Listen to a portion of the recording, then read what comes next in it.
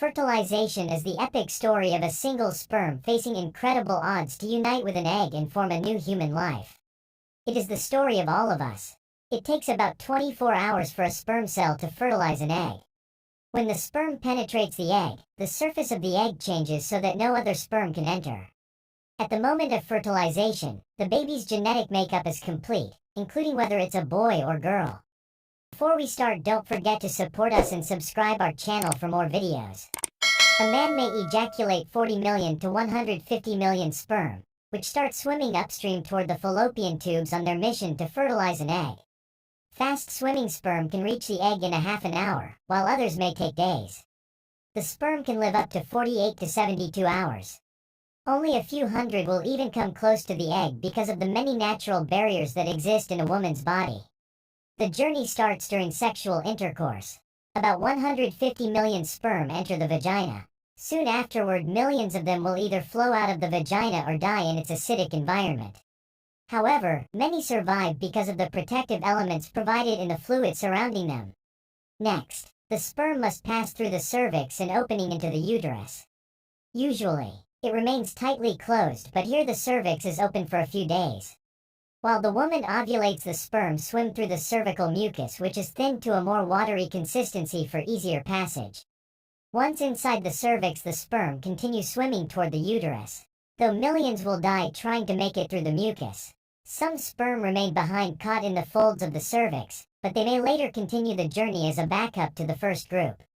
Inside the uterus, muscular uterine contractions assist the sperm on their journey toward the egg. However, resident cells from the women's immune system, mistaking the sperm for foreign invaders, destroy thousands more. Net half the sperm head for the empty fallopian tube, while the other half swim toward the tube containing the unfertilized egg. Now, only a few thousand remain inside the fallopian tube. Tiny cilia push the egg toward the uterus. To continue, the sperm must surge against this motion to reach the egg. Some sperm get trapped in the cilia and die during this part of the journey. Chemicals in the reproductive tract cause the membranes covering the heads of the sperm to change. As a result, the sperm become hyperactive, swimming harder and faster toward their destination. At long last, the sperm reach the egg. Only a few dozen of the original 150 million sperm remain. The egg is covered with a layer of cells called the corona radiata. The sperm must get through this layer to reach the outer layer of the egg, the zona pellucida. When sperm reach the zona pellucida, they attach to specialized sperm receptors on the surface, which triggers their acrosomes to release digestive enzymes, enabling the sperm to burrow into the layer. Inside the zona pellucida is a narrow fluid-filled space just outside the egg cell membrane. The first sperm to make contact will fertilize the egg. After a perilous journey and against incredible odds, a single sperm attaches to the egg cell membrane. Within a few minutes, their outer membranes fuse and the egg pulls the sperm inside. This event causes changes in the egg membrane that prevent other sperm from attaching to it. Next, the egg releases chemicals that push other sperm away from the egg and create an impenetrable fertilization membrane.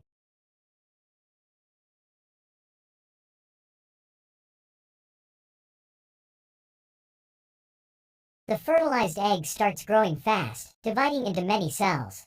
It leaves the fallopian tube and enters the uterus 3 to 4 days after fertilization. The cells continue to divide, becoming a hollow ball of cells called a blastocyst. The blastocyst implants in the wall of the uterus about 6 days after fertilization. The blastocyst attaches to the lining of the uterus, usually near the top. This process, called implantation, is completed by day 9 or 10. The wall of the blastocyst is 1 cell thick except in one area, where it is 3 to 4 cells thick. The inner cells in the thickened area develop into the embryo, and the outer cells burrow into the wall of the uterus and develop into the placenta.